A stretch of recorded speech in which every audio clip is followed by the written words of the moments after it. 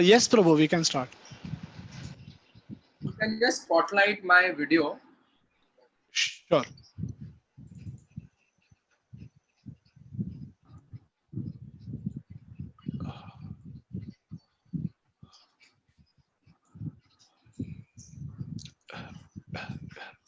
Yes, Prabhu, it is done.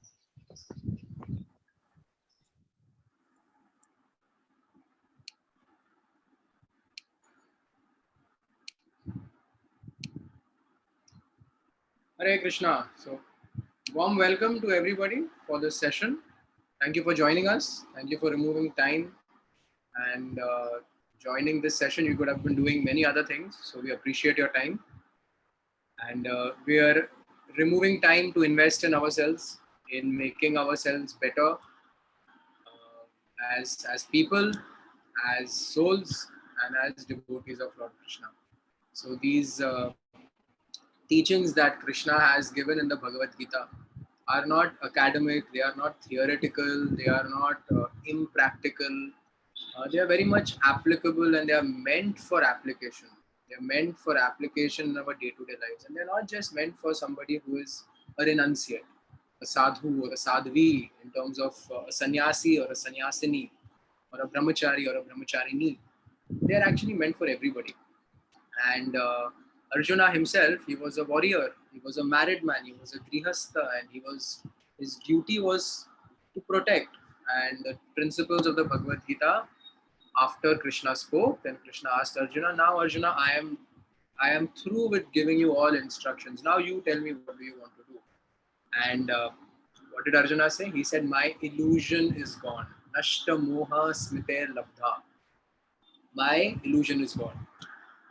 Moha, what was clouding my mind, is now gone. It's uncluttered, and therefore I am ready to perform my duty.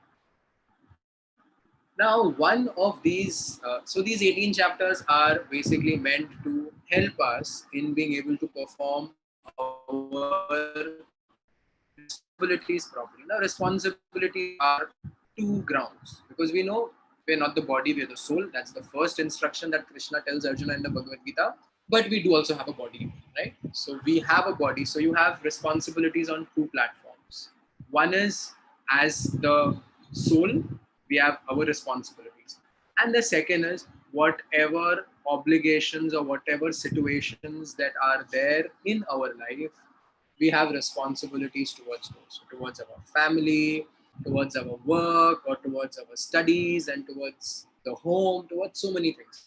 So those are one category of responsibilities, and the other category of responsibilities is the prime responsibility of the soul as a servant of God.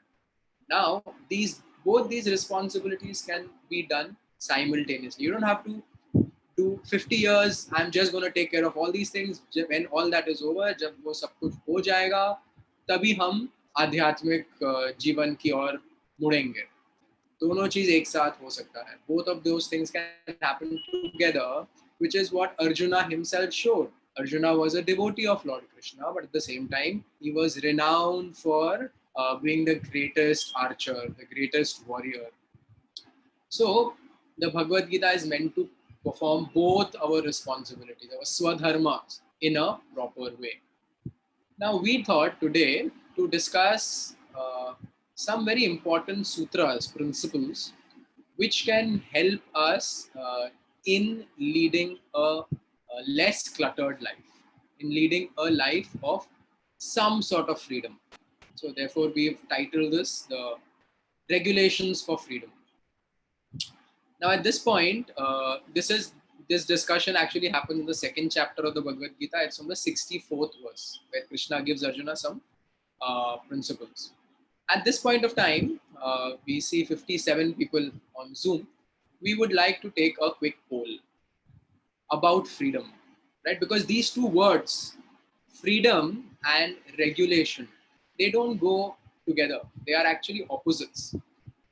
Freedom means to be free, and regulation means not to be free, to be regulated. But can there be regulations for freedom? That's what we want to discuss. And so, if Mandar Prabhu, you could just put up the poll. we have two questions for you, and we would really appreciate honest replies. Yeah, here are So the two.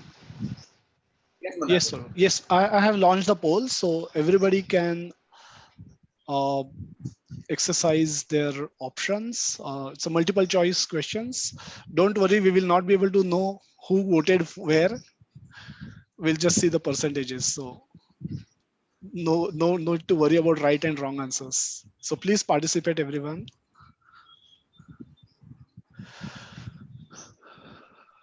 Hare Krishna, Hare Krishna Krishna, Krishna Krishna Krishna Hare Hare Hare Rama Hare Rama Rama Rama Hare Hare. Rama, Hare Hare.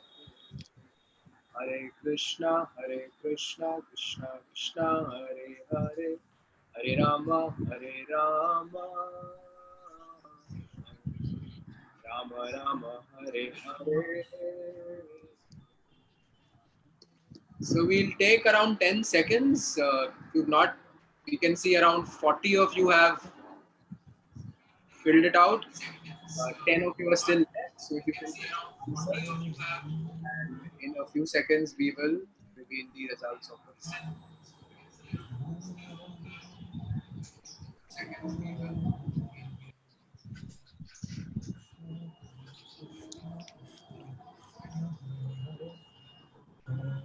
So Okay, Mandar, I think you can yeah, end the poll.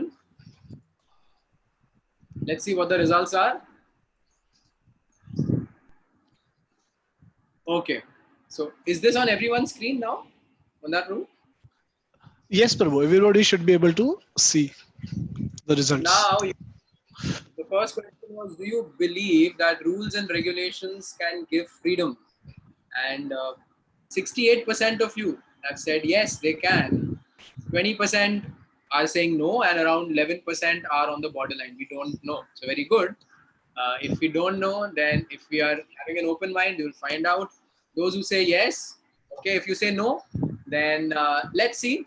Let's see if we can change, or if our opinion gets changed after hearing what Lord Krishna has to say. Do you believe that anyone in this world enjoys full freedom? So around 75%, the majority of you say that no, people do not enjoy full freedom. And let's look into that. So if we can get this poll out, that row. Yes, Prabhu. We are ready to start. So this verse from the Bhagavad Gita, 64th verse. What does Lord Krishna say? Ragadvesha vimuktaistu vishayan indriyascharan atmavashner vidheyatma prasadam adhigachati. The translation is, a person free from all attachment and aversion and able to control his senses through regulative principles of freedom can obtain the complete mercy of the Lord.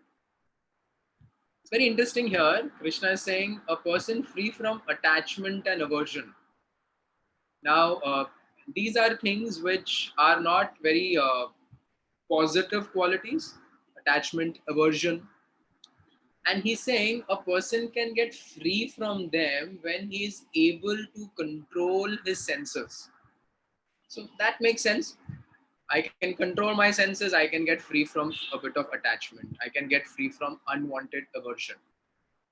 And he's saying by the regulative principles of freedom. Now, one example that everyone can relate to is a traffic signal. Now, traffic signals actually halt our movement.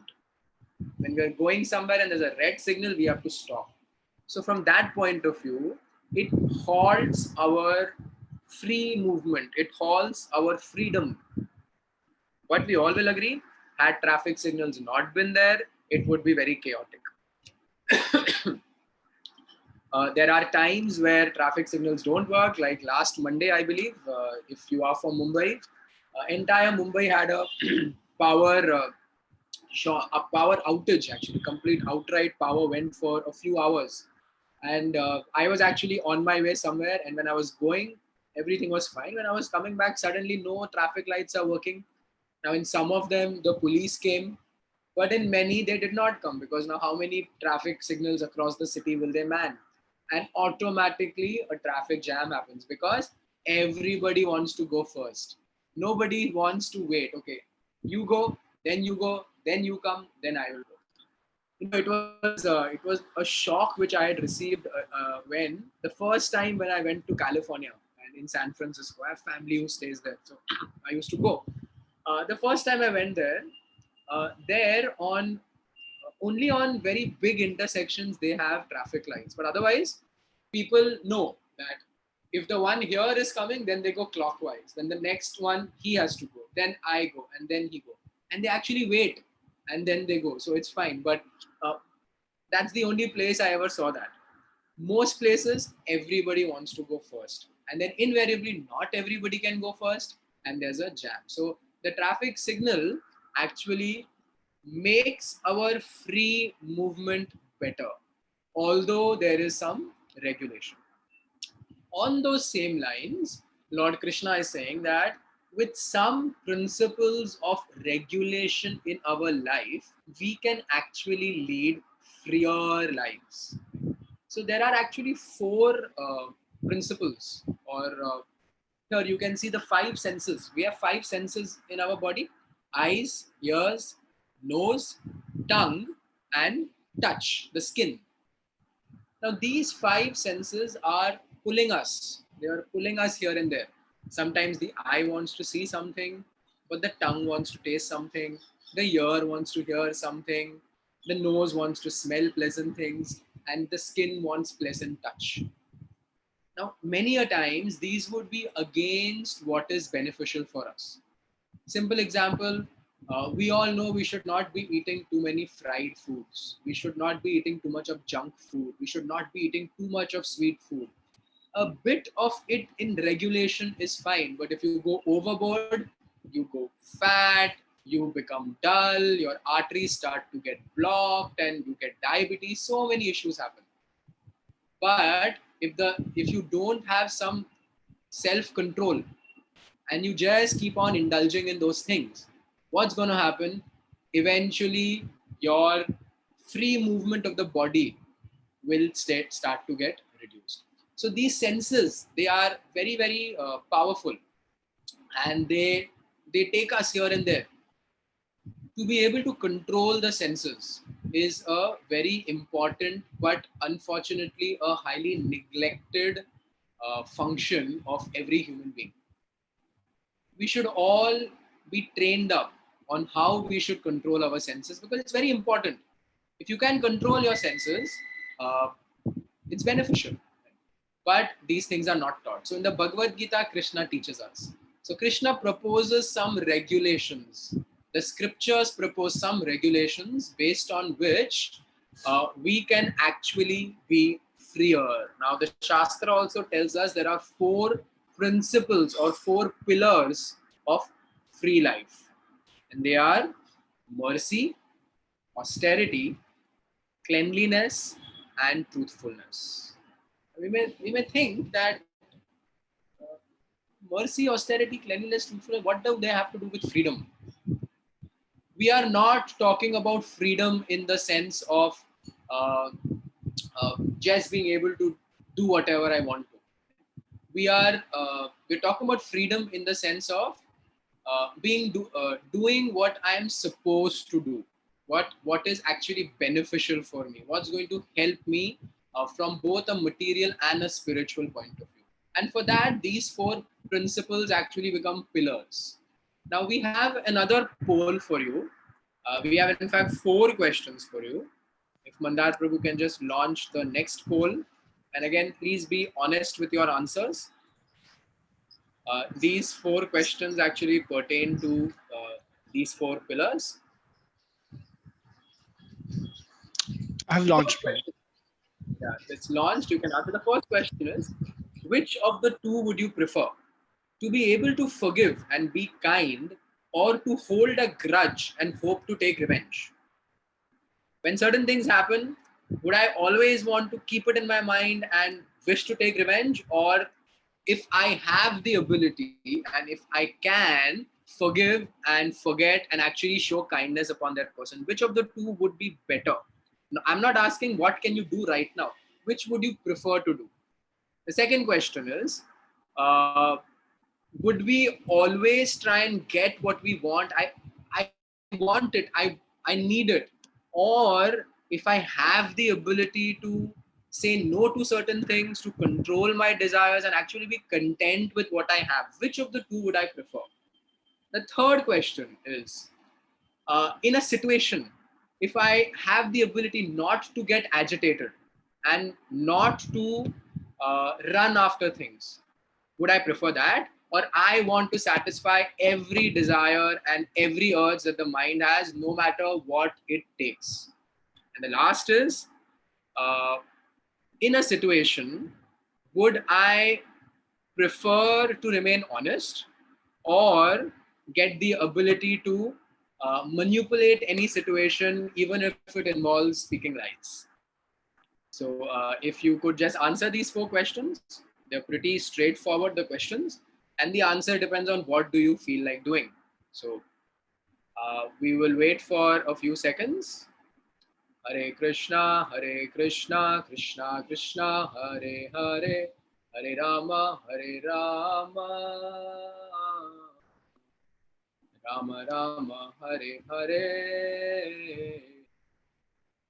Hare Krishna, Krishna Krishna, Hare Hare, Hare Rama,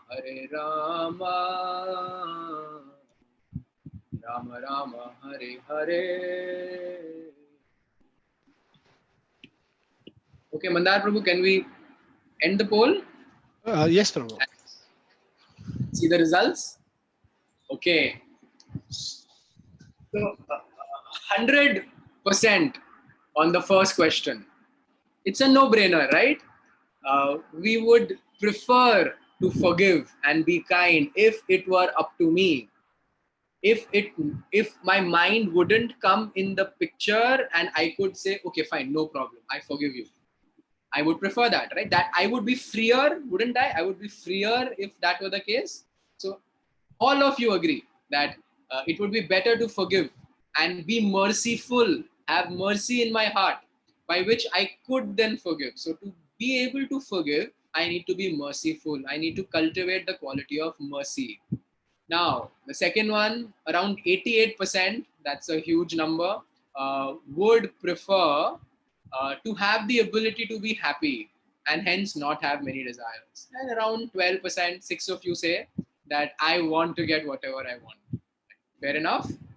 So most of you agree that I would be better off by being able to say no to certain desires, be able to embrace some austerity by saying no, it's not needed, I don't need it, or I don't want to be after it.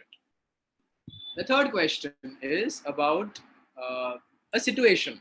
So would I be agitated in a particular situation or not? So, do I want to not get agitated in a tempting situation? Around 80% of you say yes. I would not want to be doing that. Just give me a second.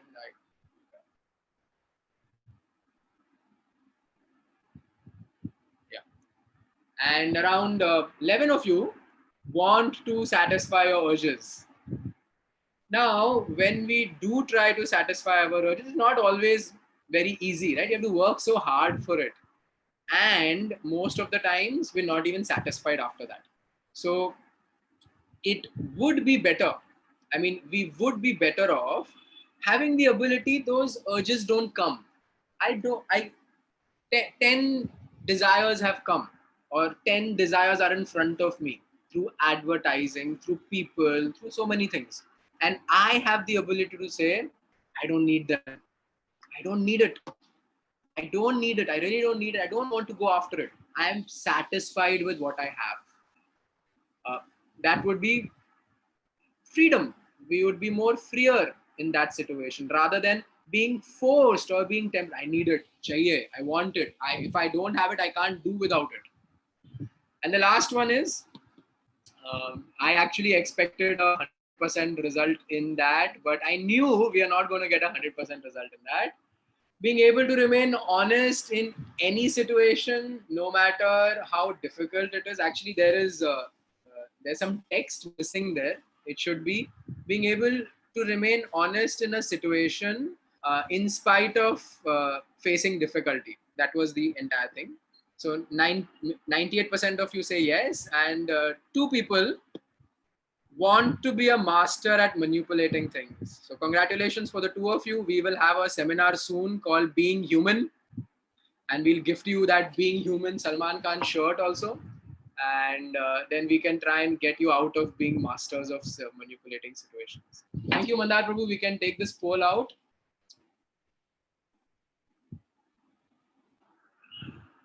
Yeah, we can start. Yeah.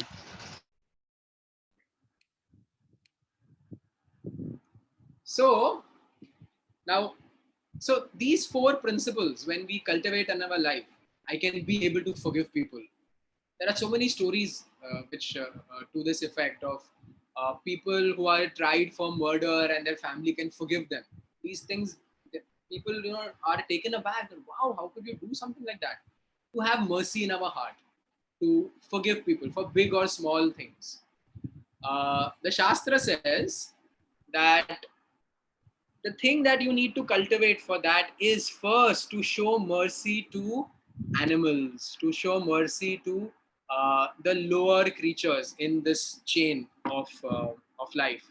So till the time we don't show mercy to the lower creatures, it's going to be very difficult to show mercy to human beings. So the regulation to cultivate the principle of mercy in our heart is to avoid eating meat.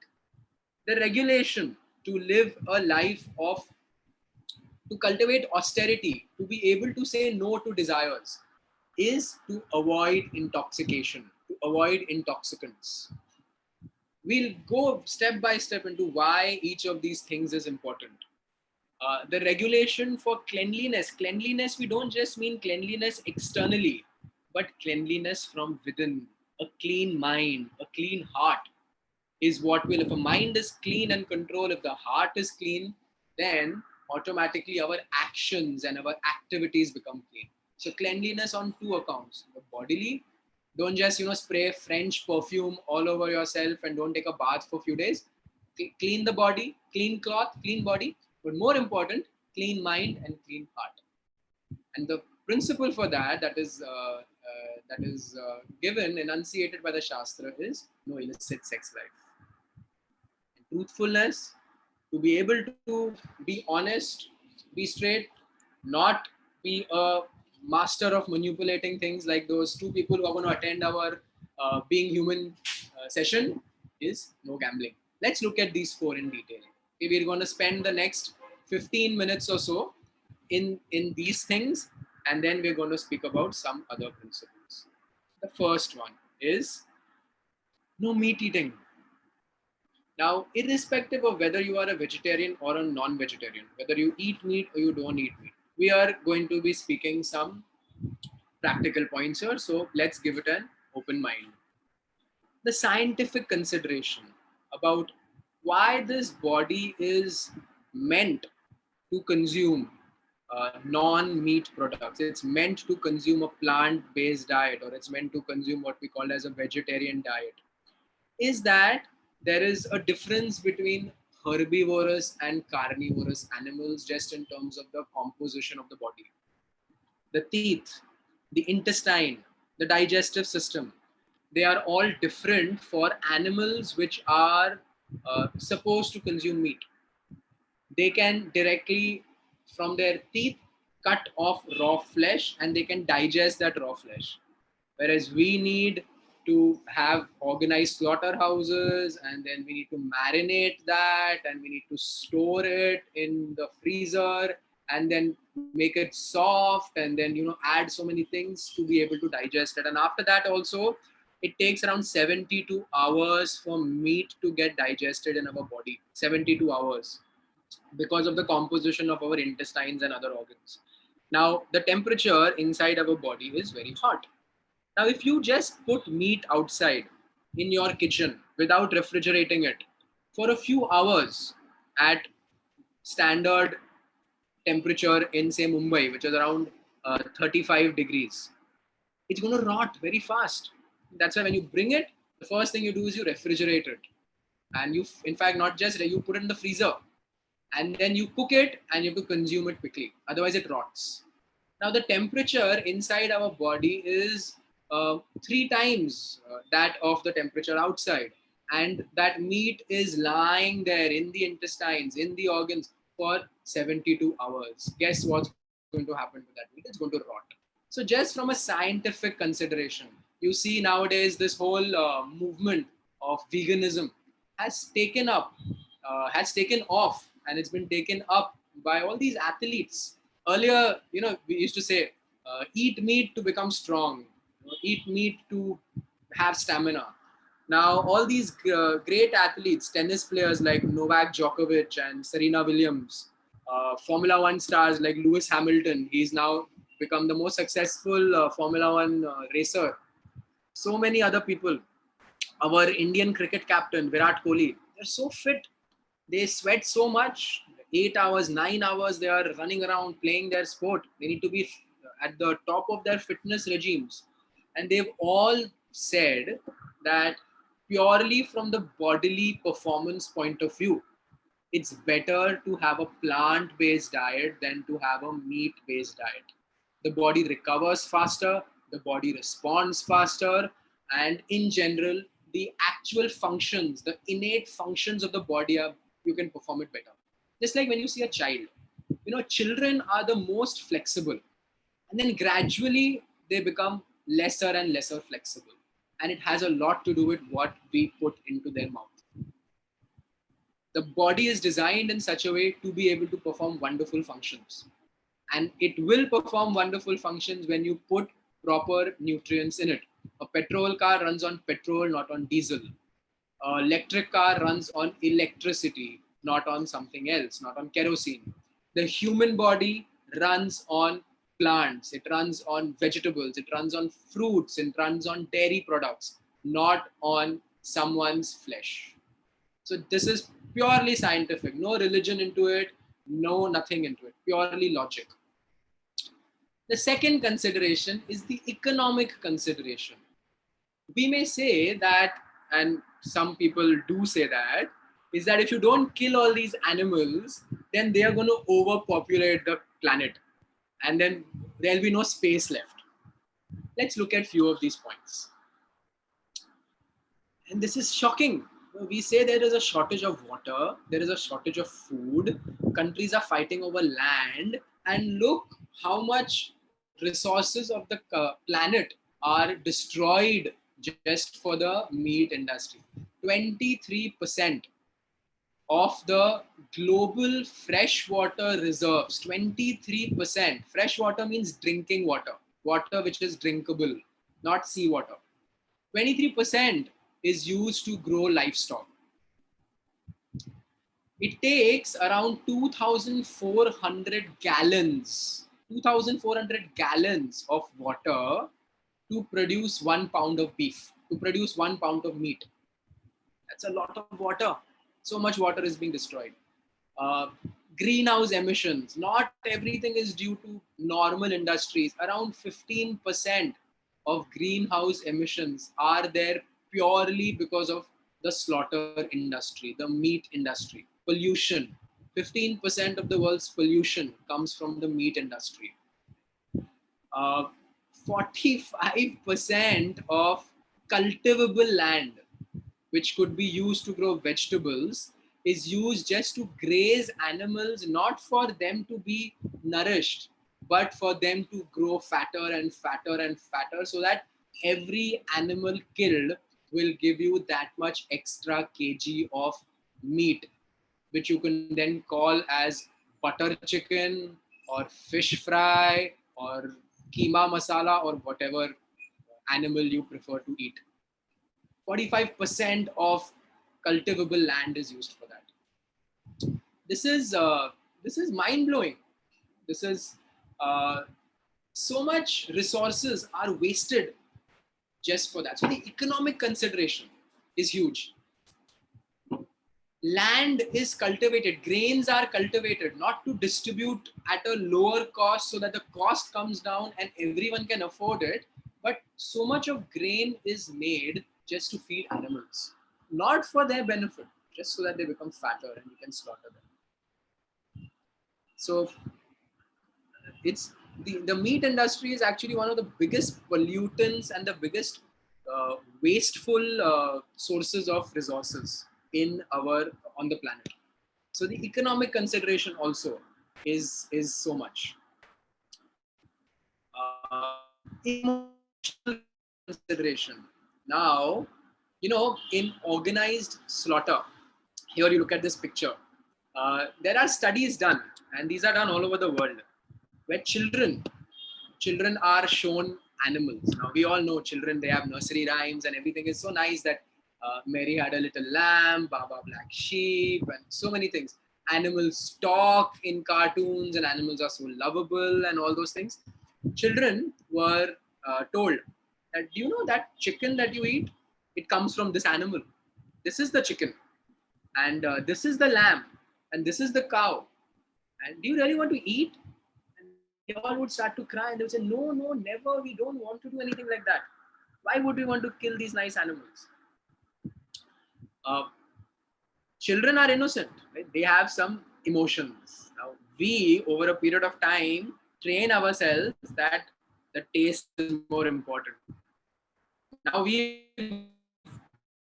is not benefiting by meat. In fact, it's going bad by meat.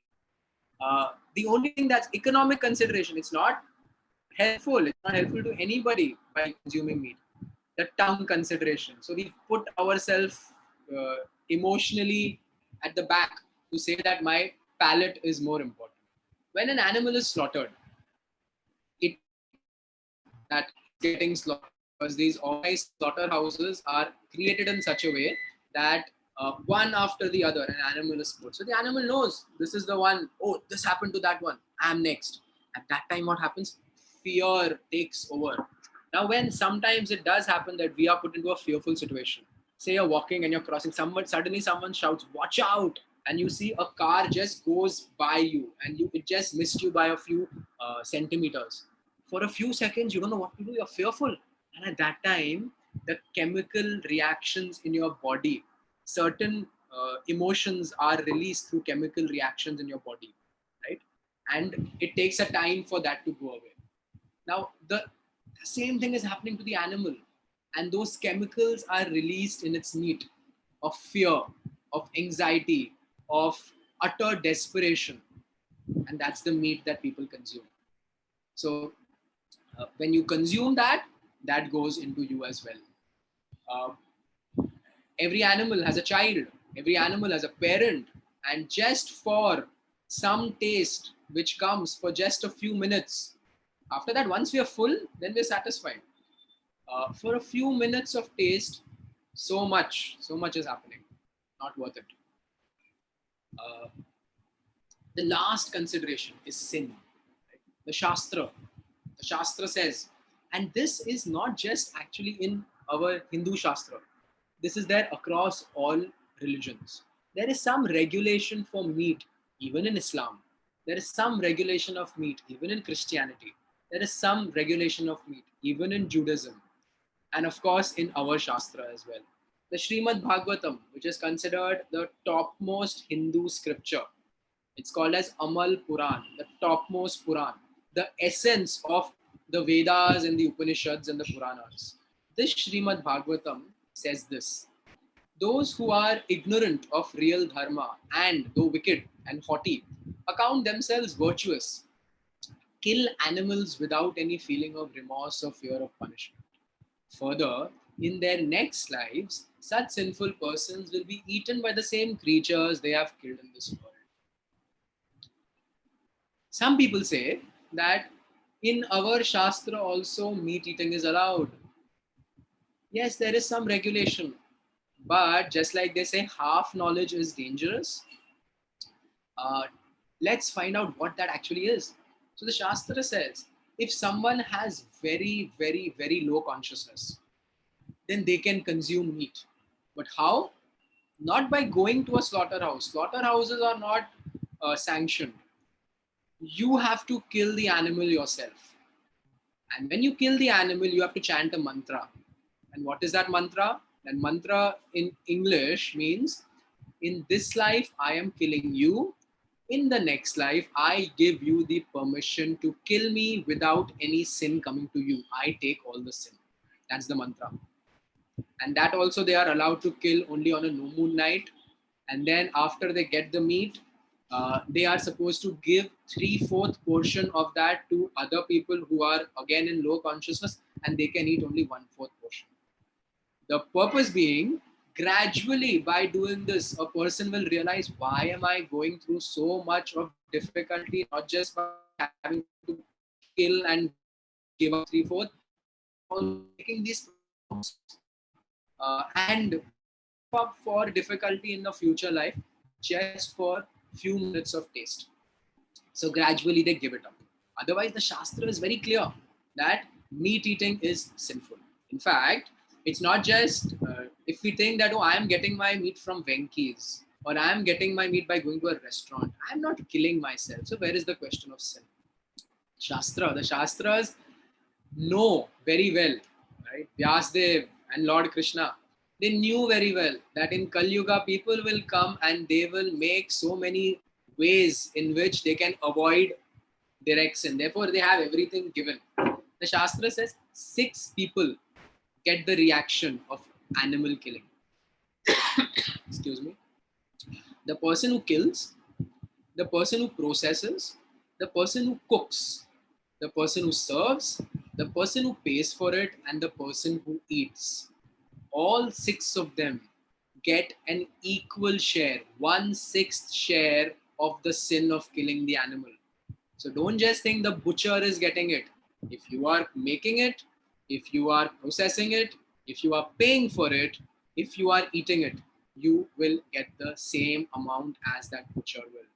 Because it's not meant for your body, it's not helping your body, it's not good for the planet, and it's not good to kill just for the palate, just for the taste.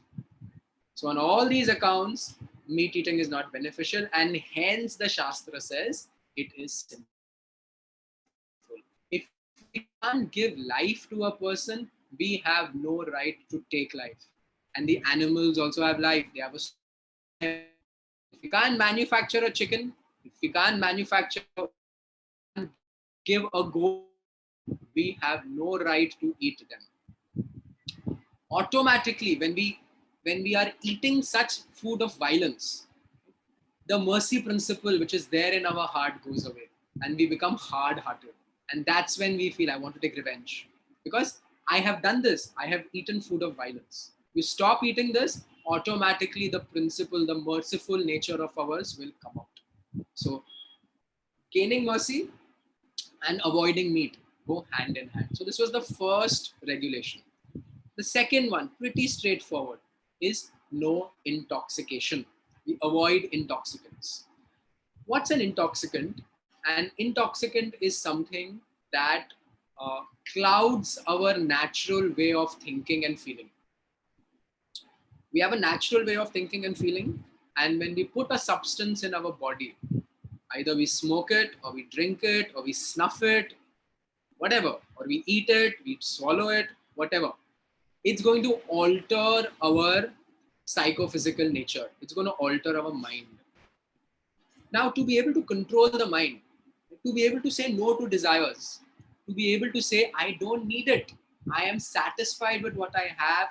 I don't need this product. I really don't need this increment. If I get it, fine. I'm going to work hard for it. If I get it, fine. If I don't get it, I'm satisfied.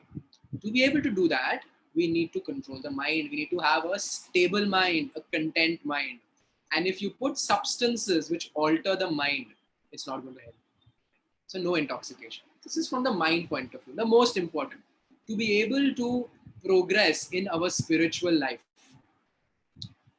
We need to be able to have a clear mind, to be able to perform some austerity. And this principle of not putting substances which cloud our consciousness is highly important. Apart from that, also from the bodily point of view, from the health point of view, we all know how important it is to avoid intoxication. I'm not even going to talk about this. You can just have a look at this slide for a few seconds.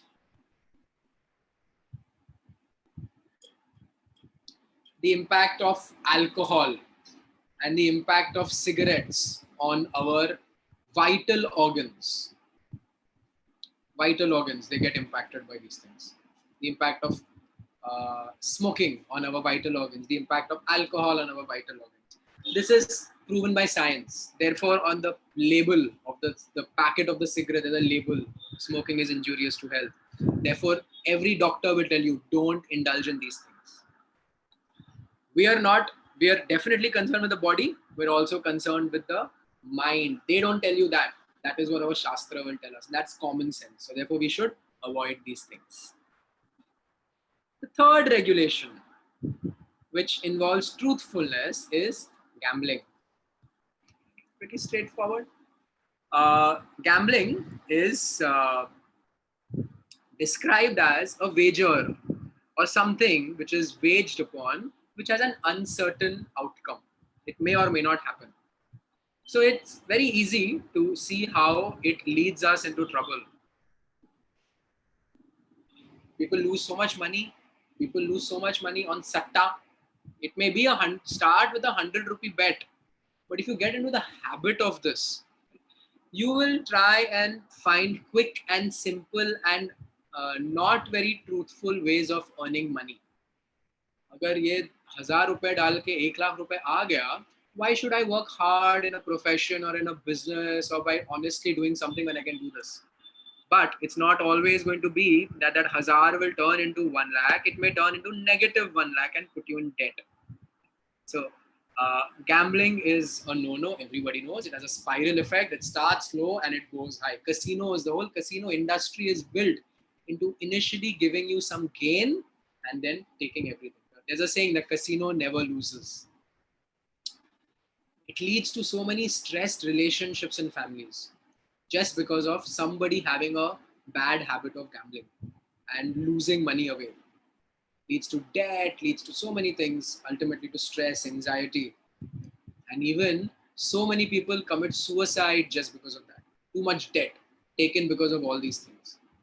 Even playing around in the stock market for short-term gains on tips. ये tip मिला है, ये होने वाला है. You can invest in the stock market if you're going to invest in the long term as a pure investment. I'm going to do it and I'm not going to look at it for at least 1 year. And that's still okay. But to say that I want intraday gains or I want to regularly check the ticker, what's going to happen? Is it going up or it's going down? That's short-term stock market transactions is also known as gambling. Any speculation, because it's speculation, anything which is of speculative nature is in the category of gambling. Now we have one example in our Shastra, which people always talk about, is Yudhishthir Maharaj. Yudhishthir Maharaj was known as Dharmaraj. He was the upholder of Dharma. Why did he gamble? So he gambled because just after Indraprasth was made, we all know the story of Mahabharata. After the Kauravas, Dhritarashtra gave him a useless, barren patch of land, and the Pandavas, by their righteousness and by their performance of Yajna, made it into a wonderful land and a flourishing kingdom of Indraprastha. Yudhishthir Maharaj took a vow.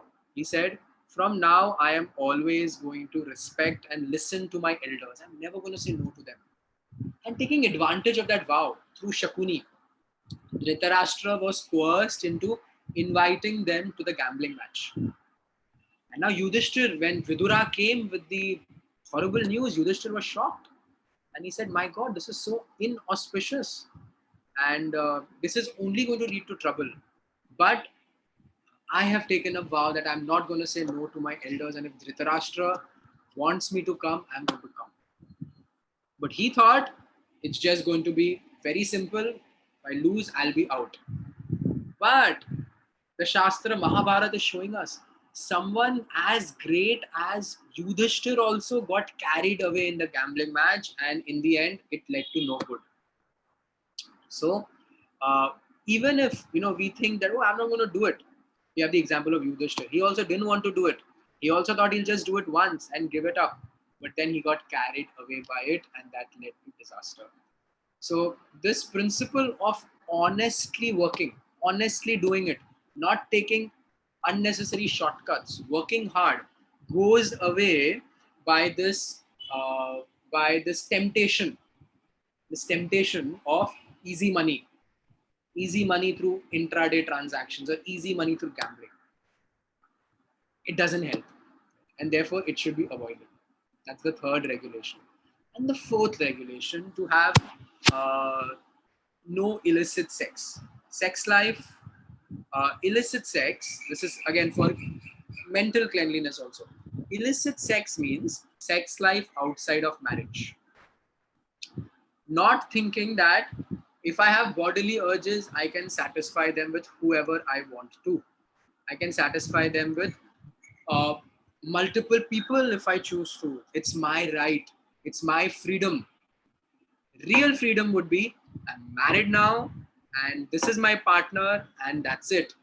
And I don't feel an urge or a temptation towards anybody. I don't feel it also. That's real freedom. Real freedom is sitting in a room with nobody looking at you and having all these temptations there.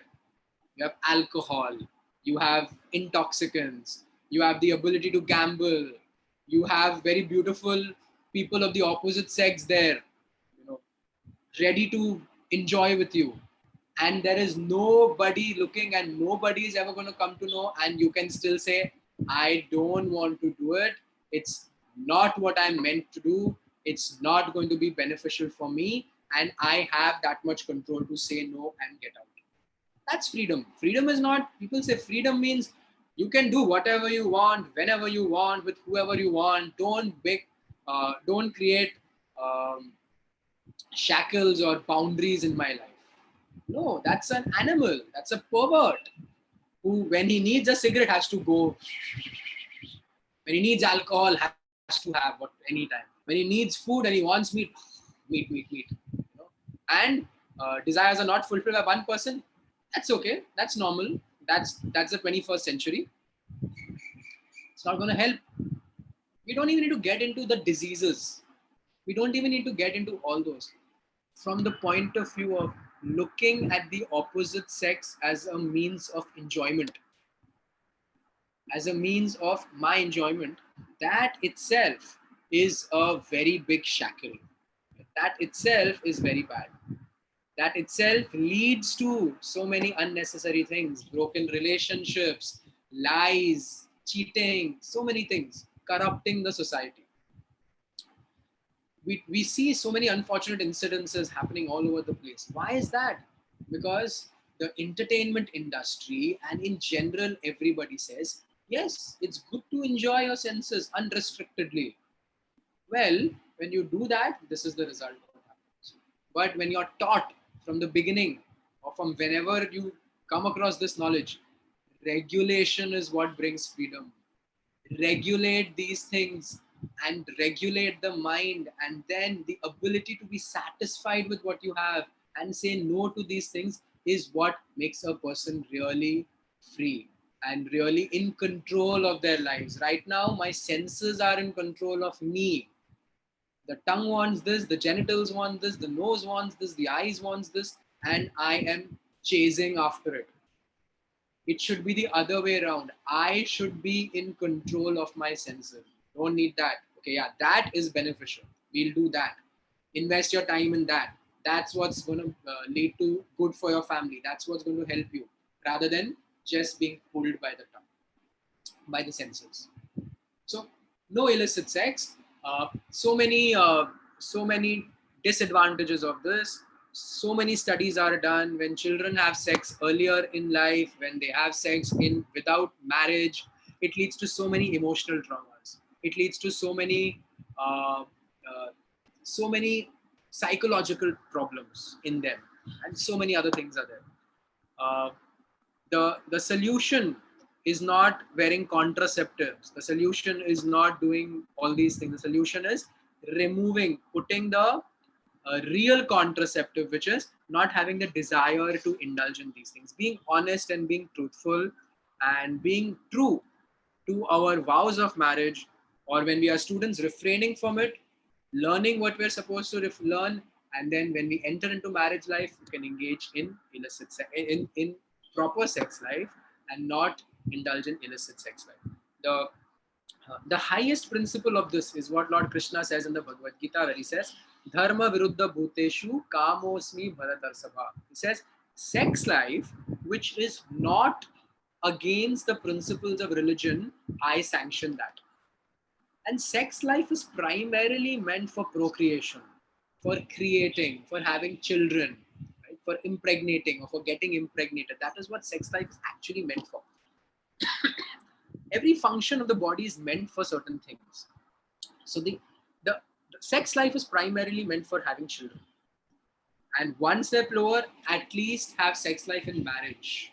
And if it goes beyond that, then that is called as illicit sex, which is not good for us.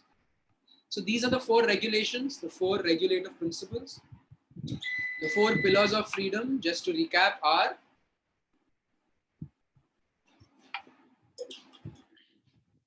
mercy, austerity, cleanliness, and truthfulness.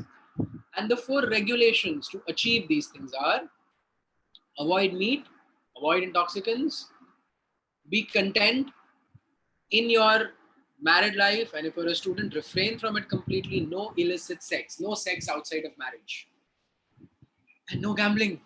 Avoid quick money wagers, which do not which are not certain, speculation. Avoid them.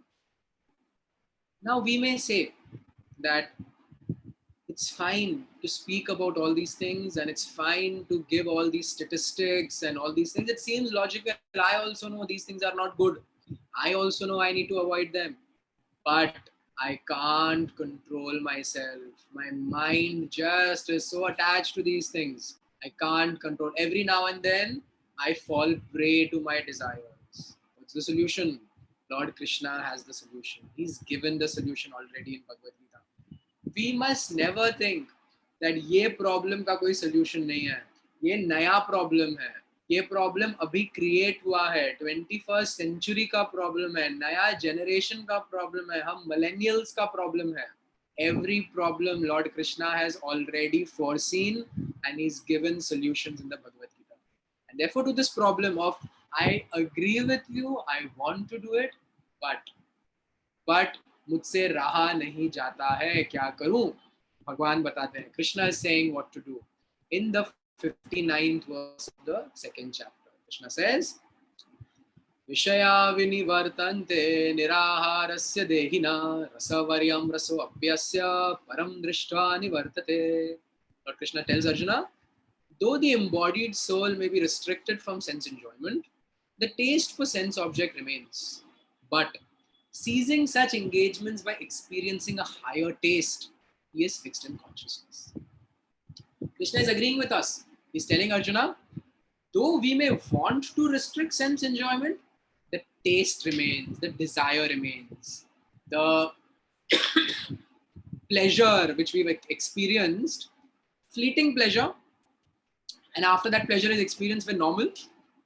But again and again, the desire comes. Krishna is saying, seizing such things, not by just seizing them, but by experiencing something higher. Krishna is saying that will fix one in higher consciousness.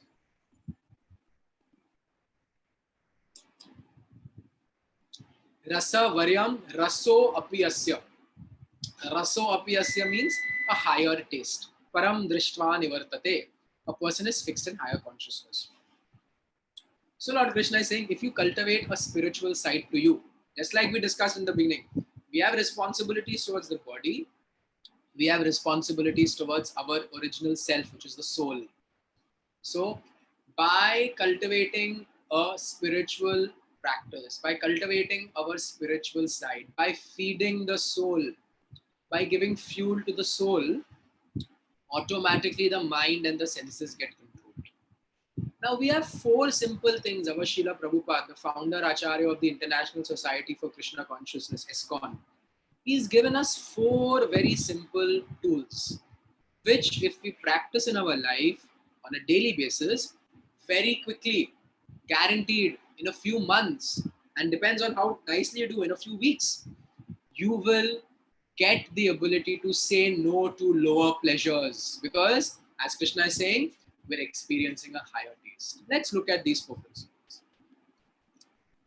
Srila Prabhupada in the purport is saying, this is the purport to this verse. I'm going to read it. You please follow the text. Prabhupada says, unless one is transcendently situated, it is not possible to cease from sense enjoyment. The process of restriction from sense enjoyment by rules and regulations is something like restricting a diseased person from certain type of eatables. The patient, however, neither likes such restrictions nor loses his taste for eatables. Similarly, sense restriction by some spiritual processes like Ashtanga Yoga in the matter of yama, niyama, asana, pranayam, pratyahar, dharana, dhyan, etc. is recommended for less intelligent persons who have no better knowledge. But for one who has tasted the beauty of the Supreme Lord Krishna in the course of his advancement in Krishna consciousness, no longer no longer has a taste for dead material things.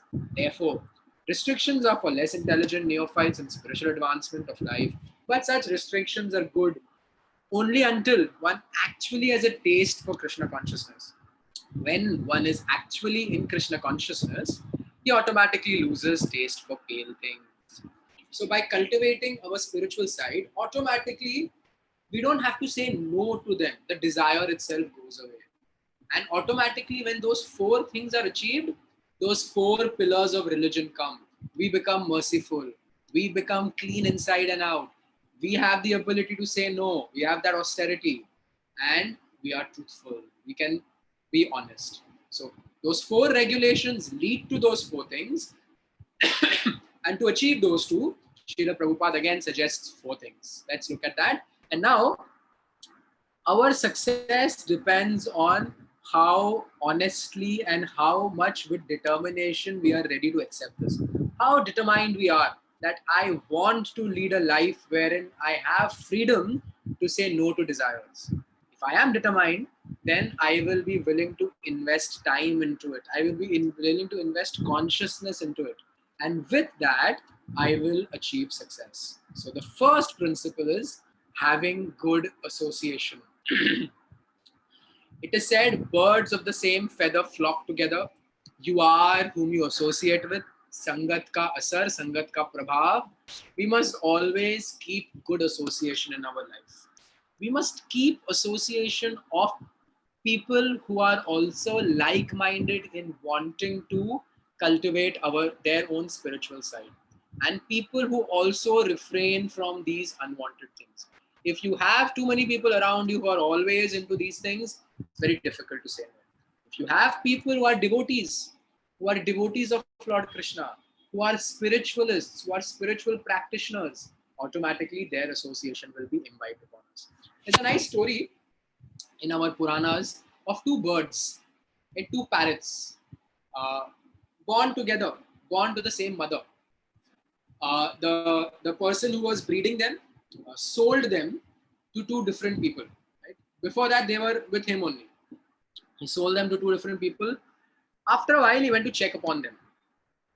So they were flying somewhere or something like that, and he heard one parrot speaking very nice things, singing bhajans, singing shlokas, and he heard the other parrot saying, kill him, hold his neck, kill him, don't let him go, don't let him run." He was shocked. What happened to these guys? He found out that one of the parrot is in the court of the king, and the king is a very spiritual person. So the parrot is in the court, and the king always invites sadhus. Sadhus come and sadhus recite shastra, they recite shlokas, they recite bhajans and kirtan, and the parrot is hearing that.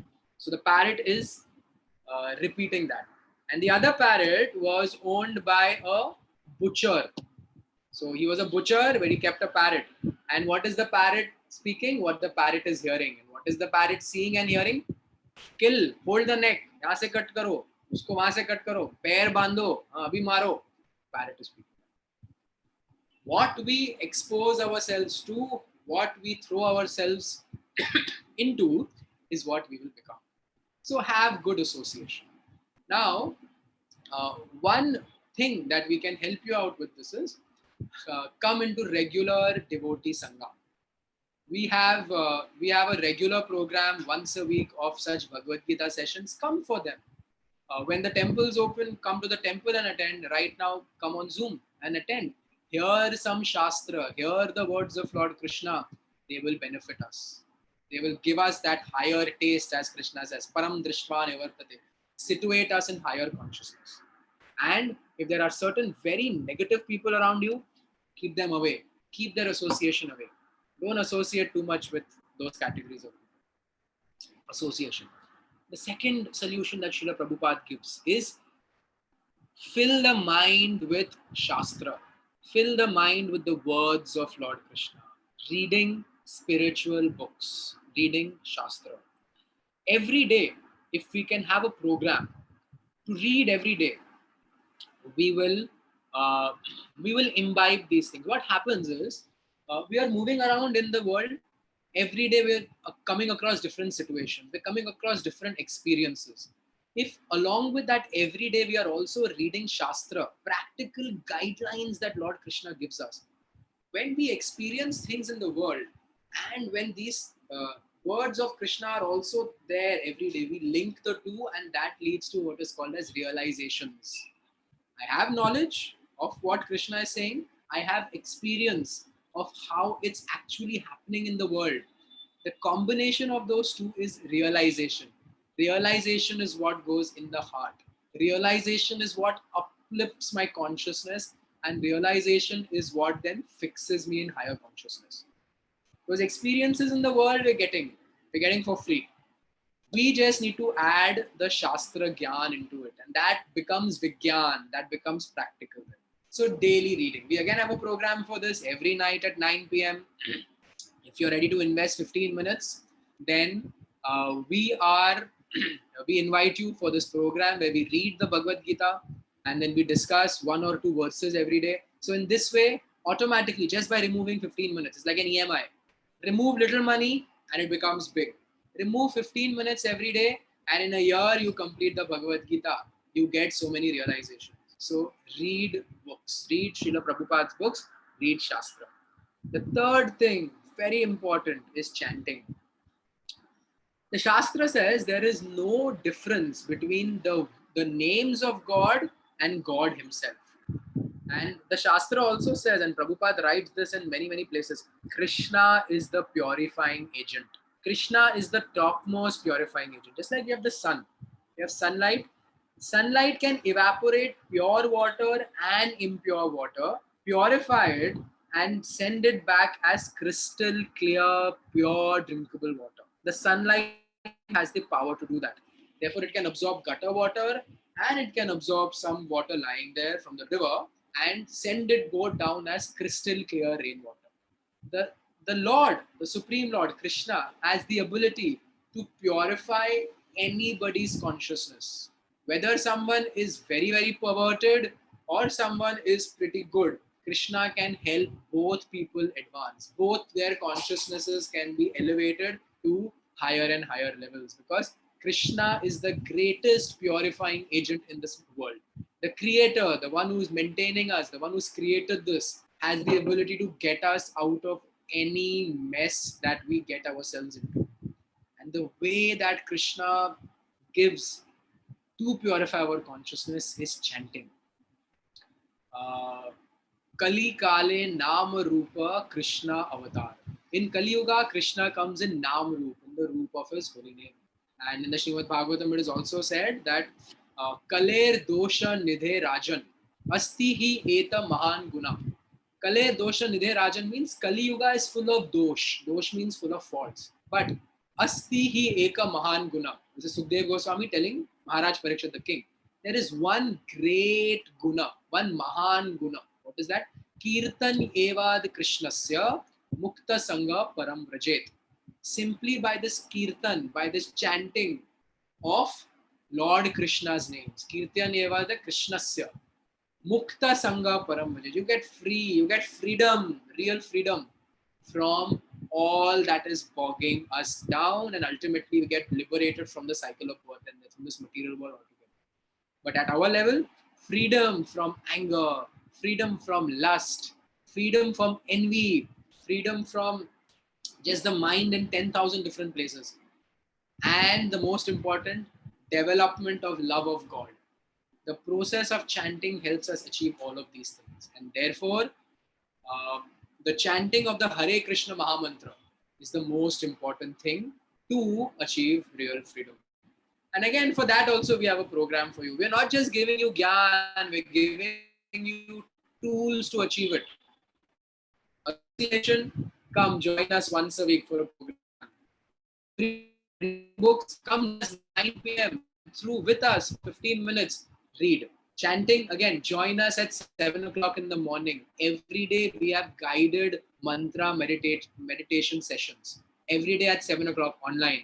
Spend 10 minutes with us, spend 15 minutes with us. If you like, spend the entire half an hour with us, and we will chant with you. And you have a lot of devotees there chanting, and you join in. And in this way, you can continue and you can bring and start this practice of chanting every day. The last one is diet, prasadam. People say, uh, plants also have life. Yes, plants also have life. And therefore, it's not just enough to be a vegetarian. We must offer whatever we eat to Lord Krishna. And in this way, Krishna says that when you do offer that, I remove whatever sin is there in that food. But before anyone jumps the gun and says, hey, I'll offer my butter chicken to Krishna, he's saying he'll remove my sin. Krishna says you can offer only 4 things to me. Patram, Pushpam, Phalam, Toyam. There is no butter chickenum. There is no fish fryum. There is Patram, Pushpam, Phalam, Toyam. A leaf, that is vegetables, fruits, flowers, and water. That liquids include dairy, but that's it, no other liquids. Uh, uh, and if you do that, you can offer it to Lord Krishna, Krishna will accept. And if you're outside, you're eating something vegetarian, you can mentally offer to Krishna. In your mind, just put a prayer. Lord, because of you, the sunlight is coming. Because of you, the rains are coming. Because of you, there are nutrients in the earth. Because of you, the moon is shining. Because of all these things, we're getting all this vegetation. We're getting all these grains by which we are sustaining. From the soil to the soul, all happening by you. Please accept it. I want to show my gratitude to you by offering this to you. And in this way, when we make sure that whatever we are eating is first offered to Lord Krishna, that prasad means mercy. That prasad has the ability to purify ourselves. In Australia, when Srila Prabhupada had first started the Hare Krishna movement in Australia, this is in the 70s. After he started in America and in Europe and then in India, sent disciples to Australia. But the Australians were very free thinking, even now they are. So they did not accept. So Prabhupada told his disciples, just give them prasad. Cook food, vegetarian food, offer it to Lord Krishna and distribute to the masses. And by that, their hearts will change, their consciousness will change. And that actually happened. So whatever we eat, make sure it's vegetarian and make sure at least mentally, if not properly, if that facility is available, at least mentally offer it to Lord Krishna. And in that way, you are eating prasads, you're cleansing yourself, you're chanting Hare Krishna, you're cleansing yourself, you're putting Shastra Gyan in yourself, you're cleansing yourself, you're associating with like-minded people, you're uplifting yourself. All these 4 things are leading to Param Drishtva Nivardate, higher consciousness. And when there is higher consciousness, automatically illicit sex life, meat eating, intoxication, gambling, they go away. They run away far. All those desires don't even come close. So these 4 things, if we have in our life on a daily basis, we will be benefited. So we are helping you with all these 4 things. association, join us for the weekly Bhagavad Gita class and the nightly Gita session, 15 minutes only, and weekly 1 hour. Books. If you don't have the physical copies, go to this website, www.vedabase.io. All of you who've registered, whose numbers we have, we're going to send you these details just after the class. We're going to send it to you.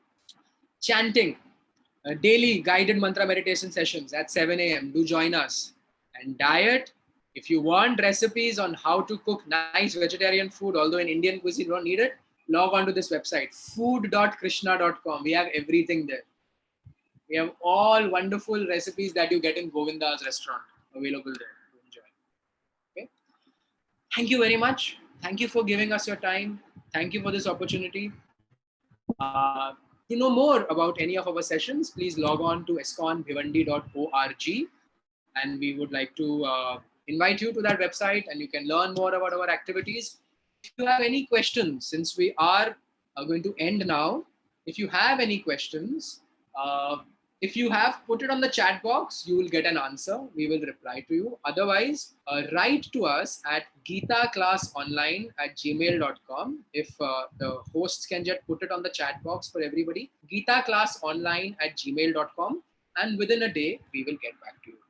So I thank everyone, and I urge all of you, cultivate these principles of freedom, mercy, austerity, truthfulness, and cleanliness by refraining from meat eating, intoxication, gambling, and illicit sex, which is 110% possible by associating with devotees, reading Shastra every day, chanting the Hare Krishna Maha Mantra every day, and having prasadam every day. Do it, you'll be free, you'll be happy, you'll be able to actually be satisfied and enjoy this life and ultimately serve our true purpose of worshipping and serving. Thank you very, very much for joining us. Till next time, Hare Krishna, Srila Prabhupada Ki Jai.